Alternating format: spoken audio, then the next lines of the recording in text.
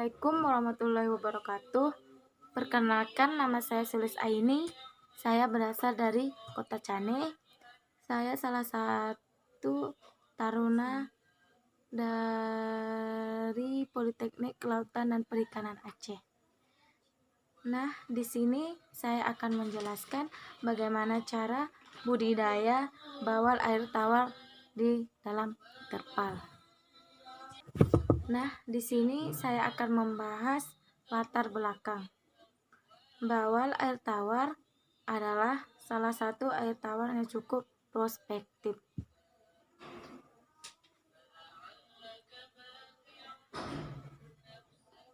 Namun, dalam perkembangannya, ikan yang mirip ikan bawal dari laut ini menjadikan ikan konsumsi penting. Tidak hanya mirip bawal dari laut, daging bat juga seperti bawal dari laut, yaitu berwarna putih dan sedikit tulang. Dua bawal dari laut yang dikenal sebagai hidangan populer seafood adalah bawal putih dan bawal hitam. Kedua bawal ini bergantung pada produksi penangkapan, sehingga ketersediaannya dibatasi oleh musim pada musim paceklik atau musim barat. Pasokan produksi terbatas sehingga konsumen kesulitan mendapatkan hidangan bawal laut. Selanjutnya, saya akan membahas tentang rumusan masalah. Pertama, mengenal jenis-jenis bawal air tawar. Kedua, bagaimana lokasi yang tepat untuk ikan bawal. Ketiga, ada beberapa cara pemeliharaan bawal di dalam air terpal. Selanjutnya, tujuan masalah ialah yang pertama, dapat mengetahui jenis-jenis ikan bawal. Kedua, menentukan lokasi yang dapat untuk budidaya ikan bawal. Ketiga, mengetahui cara pemeliharaan ikan bawal di kolam air terpal. Nah, sekarang kita masuk ke teori permasalahan. Jenis-jenis ikan bawal ialah: pertama, ikan bawal hitam. Kedua, ikan bawal putih. Ketiga, ikan bawal banci. Bagaimana lokasi yang tepat untuk ikan bawal? Ada 3 faktor yang perlu diperhatikan, yaitu persyaratan umum, persyaratan sosial ekonomis, dan persyaratan kualitas air atau parameter fisika dan kimia. Pertama, persyaratan umum. Kedalaman perairan ideal untuk usaha pembenihan dan pembesaran ikan bawal adalah 5-15 meter. Perairan yang terlalu dangkal kurang dari 5 meter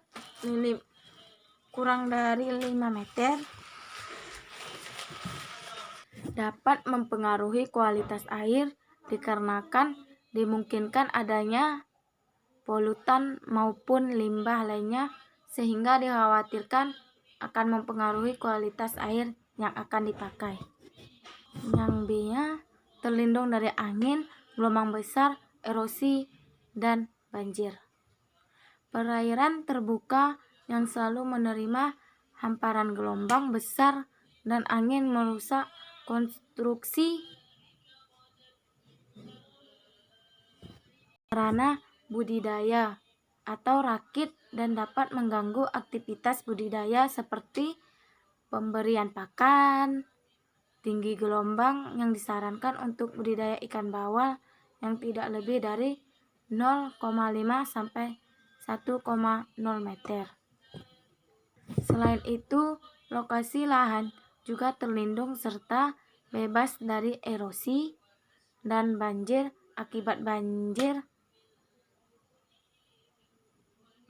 akibat pasang naik maupun luapan sungai pada musim penghujanan. C. Jauh dari limbah pencemaran. D. Dekat sumber pakan. E. Dekat sarana dan prasarana transportasi dan keamanan. Yang kedua, persyaratan kualitas air. Pertama, kualitas fisik air. Kecepatan arus alir antara 20-40 cm per detik.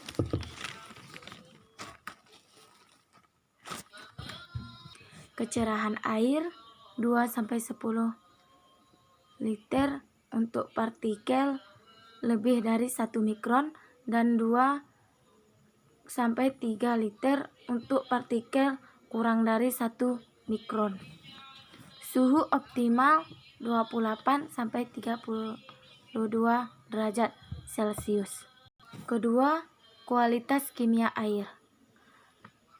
Salinitas atau kadar garam 29-32%, derajat keasaman atau pH-nya 6,8-8,4, oksigen terlarut 5,8-7,6 ppm.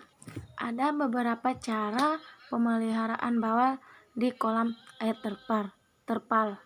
Pertama, persiapan bahan, persiapan lahan, persiapan benih, persiapan pakan dan vitamin, pemasangan terpal, pemberian pakan, pemberian ekstra pakan atau vitamin, penjagaan dari penyakit, pemberian vaksin, mengganti air, membersihkan dari kotoran, pengontrolan kualitas air, pemisahan apabila ada yang terkena penyakit, pemisahan ukuran, persiapan panen dan panen.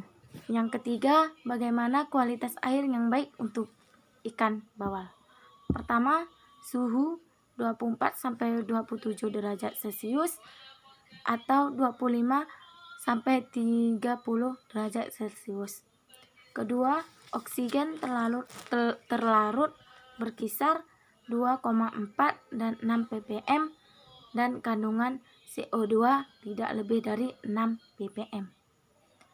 Yang ketiga, kisaran pH yang baik untuk kehidupan dan pertumbuhan ikan antara 6,5 sampai 8,5.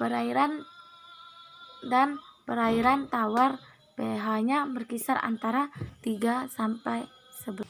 Kesimpulannya ialah terdapat 2 kegiatan budidaya ikan bawal, yaitu pembenihan dan pembesaran. Pembenihan ikan bawal dimulai dari persiapan kolam hingga sampai ke tahapan pendenderan. Yang kedua, pembesaran ikan bawal bertujuan untuk mendapatkan ikan dengan ukuran konsumsi yang dimulai dari persiapan wadah hingga pemanenan. Baiklah teman-teman, sampai disinilah hasil penelitian saya.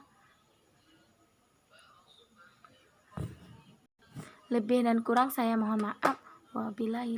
Wassalamualaikum warahmatullahi wabarakatuh. Semoga bermanfaat.